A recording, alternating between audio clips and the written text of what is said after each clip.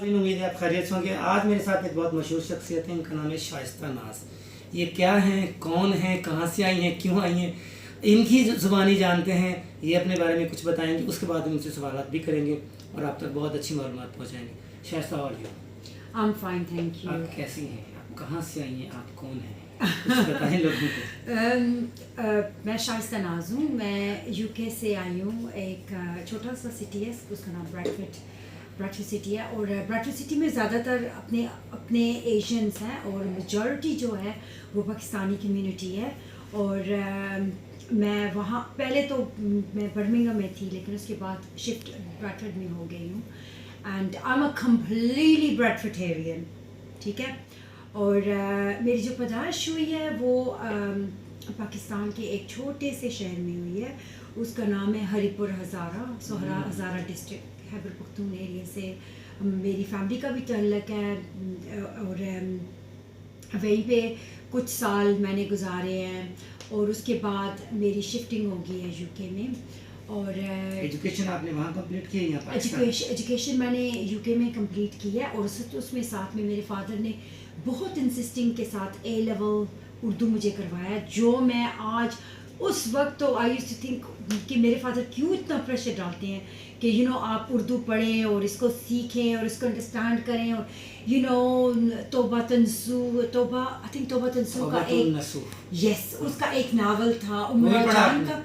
जी, उमरा जान का एक था, उमराव जान जी, उसका एक और नावल था। और साथ में आई थिंक 7 लाइक नॉवेल्स थे, उन्हें हमें याद करना था और उनको बड़ी डिटेल से हमने पढ़ा था। 2 साल का ये कोर्स था।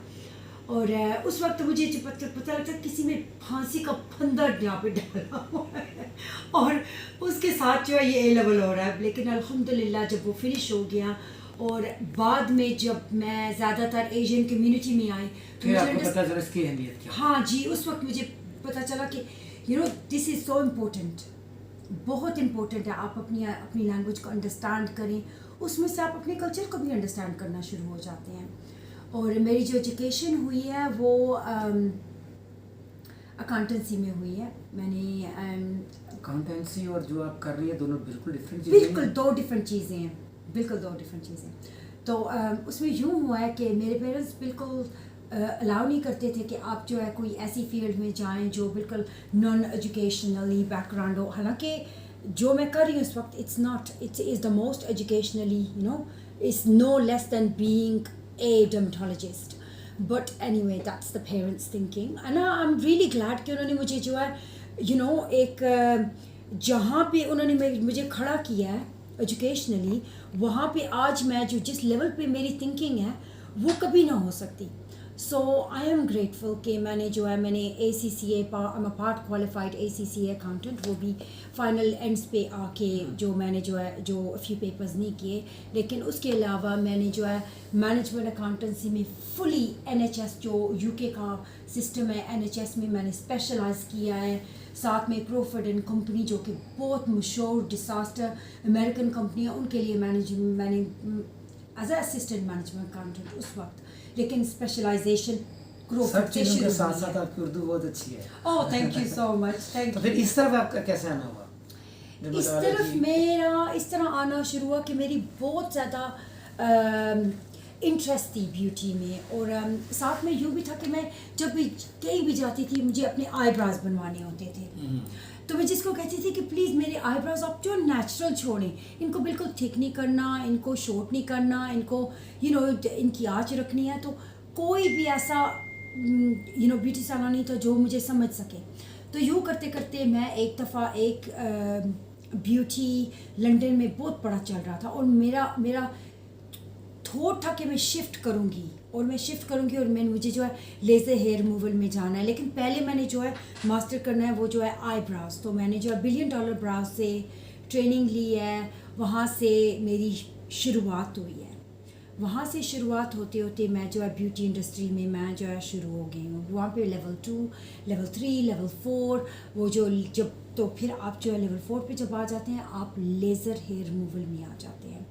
और जिस कंपनी के साथ मैंने जो है अपनी जो है लेज़र हेयर रिमूवल की स्पेशलिटी की है, बाद में उन्होंने आके खुद मुझे अपना ट्रेनर बना के औरों को ट्रेन किया है। अच्छा, वाह। तो ये भी बहुत बड़ी हाँ। बड़ी बात है। और उसमें मैंने स्पेशलाइज किया ND YAG hair removal, super hair removal, diode laser. और diode laser and super hair removal में आज तक उनको जो है यूज़ करती हूँ। एंड ये जो सिर्फ आपके बालों के लिए नहीं है कि आपके बाल जो है घने हो जाते हैं, औरतें जो होती हैं वैक्सिंग करवाती हैं, वैक्सिंग से बाल आपके और ज़्यादा थिक हो जाते हैं। लेज़र हेयर रिमूवल से यूँ होता है कि आपकी स्किन जो है ना कि आपके बाल चले जाते हैं, साथ में आपके जो है स्किन भी बहुत फ्रेश लगती है, स्किन रिजुविनेशन हो जाती है आपकी। उस अगर आप डिफरेंट सेटिंग्स में चले जाएं, स्पेशली सुपर हेयर रिमूवल में, तो आप जो है पिगमेंटेशन भी रिमूव कर सकते हैं, लेकिन वो डिफरेंट लाइट्स भी आ जाती है।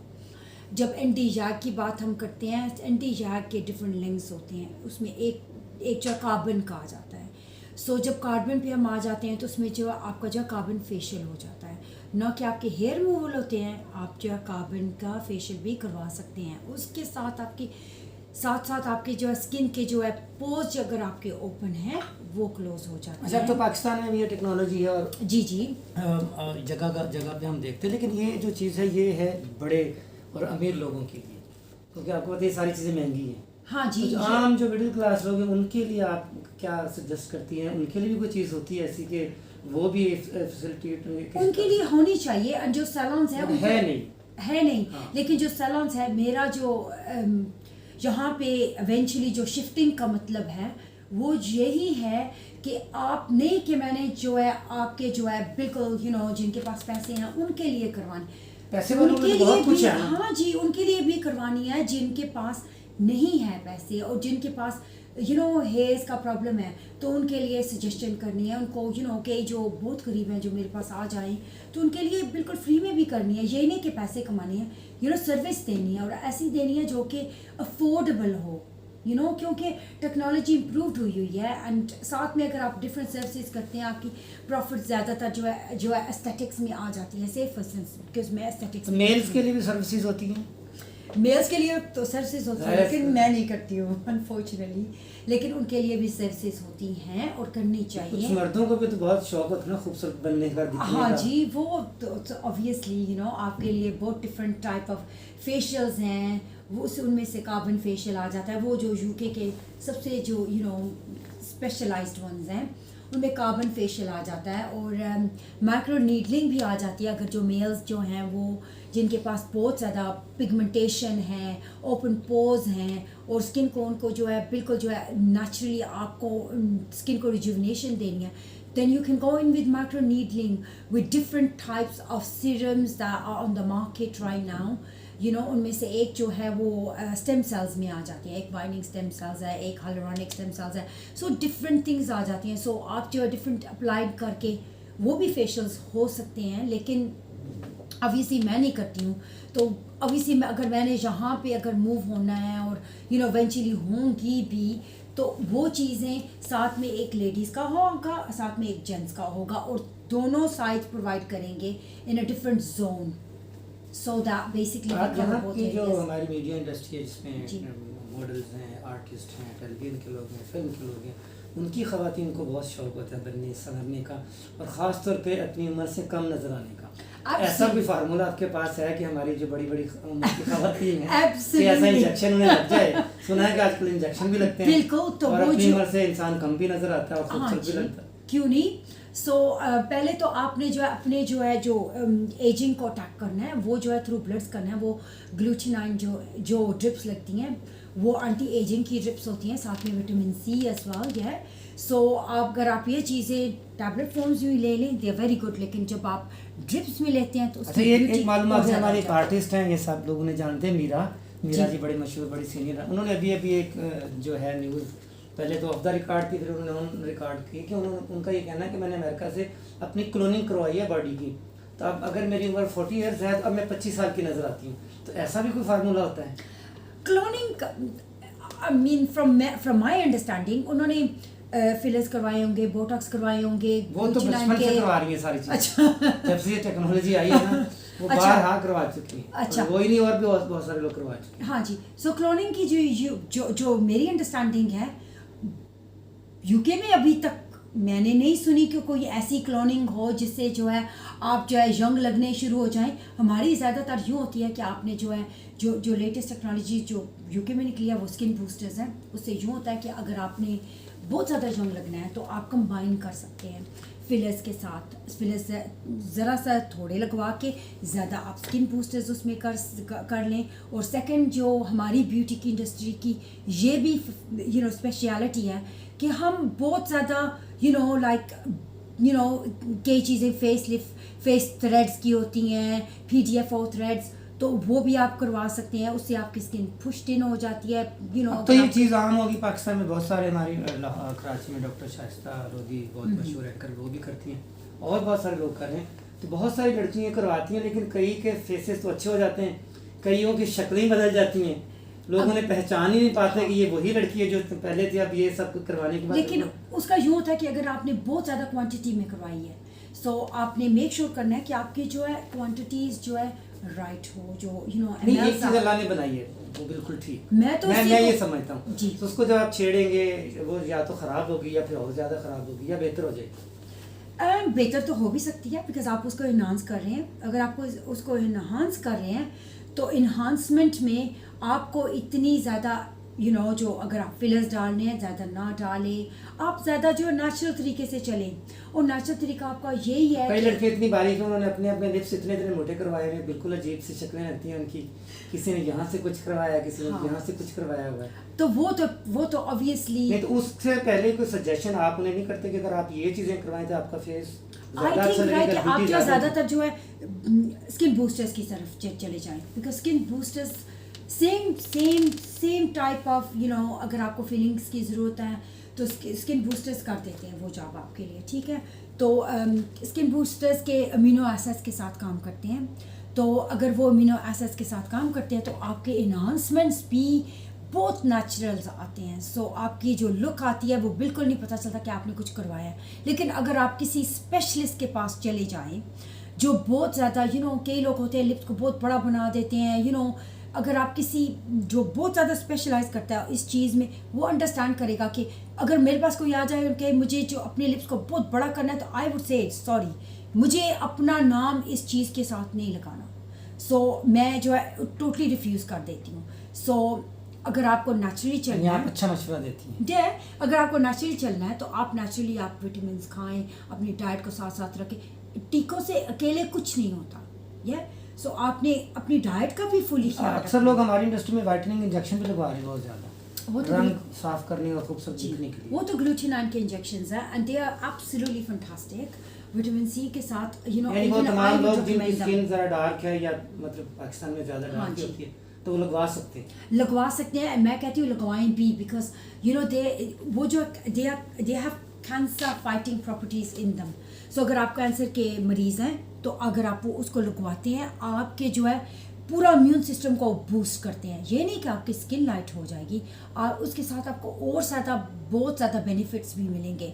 सो वो लोग बेचारे लड़के लड़कियां जिनकी शादी रंग की वजह से नहीं होती, आप देखते हैं क्रीमें होती हैं, ये रंग गोरा करने वाली क्रीम 24 घंटे में आप ऐसे हो जाएंगे जैसे चांद होता है, या तरह तरह की एड्स आप देखती हैं। तो उन चीज़ों से मैं नहीं बिलीव करती बिकॉज मैंने बहुत ज़्यादा अपने क्लाइंट्स को भी देखा है जिन्होंने पाकिस्तानी क्रीम्स लगाए, वो इंजेक्शन लगवाएं जी, इंजेक्शन लगवाएं, वो अपने इंजेक्शंस लगवाएं। ग्लूटिनाइन के इंजेक्शंस मिलते हैं वीकली में, वीक में एक दफ़ा लगते हैं। फिर वो जो आप जो है 8 या 10 लगवाते हैं कंटिन्यूसली फॉर द 8 और 10 वीक्स। फिर उसके बाद आप उसको रिड्यूस करना शुरू कर देते और आपकी बॉडी ये नहीं कि आप बिल्कुल गोरे हो जाएंगे, आपका जो नेचुरल रंग है वो बाहर निकल आएगा। तो आपका जो अगर आपको स्किन टैन होती है तो आपने इंश्योर करना है कि आप सन ब्लॉक भी लगाएं बिकॉज सन ब्लॉक भी is very very important too. और UVA से आप जिस तरह पाकिस्तान में गर्मी बहुत ज़्यादा, स्किन के बहुत ज़्यादा इश्यूज होते हैं, तो उन लोगों को क्या करना चाहिए? उन लोगों को ज़्यादातर अपनी स्किन की लुक आफ्टर करनी चाहिए। और जब बहुत ज़्यादा स्किन सन बाहर आपको नज़र आ रहा है तो आपको पता है कि UVA लाइट्स आपकी स्किन को अफेक्ट कर रही है बिकॉज UVA लाइट वो लाइट है जो आपके पिगमेंट्स को डार्क करती है, ठीक है। तो आपने इंश्योर करना है और ना कि ये वो डीप डाउन आपको स्किन कैंसर्स भी हो सकते हैं। So you need to protect yourself from the sun UVA lights. So उसके लिए आपने सन प्रोटेक्शन यूज़ करनी है, और वो भी मैक्सिमम अमाउंट, स्पेशली जो वेदर आजकल चल रहा है वो जो है SPF 50 आपने यूज़ करनी है, और इसको जो है आपने कंटिन्यूसली लगाना है 2 और 3 times a day, depending on कि जब भी आप बाहर जा रहे हैं। सेकेंडली, जब आप कुकिंग करते हैं तो फिर भी अपनी स्किन का ख्याल रखना है कि आप जो है ज़्यादा स्टीम जो आ रही है वो भी आपकी स्किन के लिए बैड है, उसके तब भी आपने SPF 50 का यूज़ करना है। और विंटर आता है, विंड आती है, तो फिर भी आपने SPF 50 लगानी, 365 डेज अ ईयर आपने लगानी है, वो आपकी स्किन प्रोटेक्शन के लिए। आप ऑनलाइन भी लोगों से कोई मशवरे देती हैं, या उनको आप अपना पेज बनाया हुआ है, या किस तरह से, अगर कुछ जी। है तो लोगों को बता दें, ताकि जो लोग आपसे रब्ता करना चाहें तो वहाँ उस जरिए से आपसे contact कर एब्सोल्युटली, लें। मेरी जो है, मैं आपको बाद में अपना जो है फुल जो है वेबसाइट का दूंगी।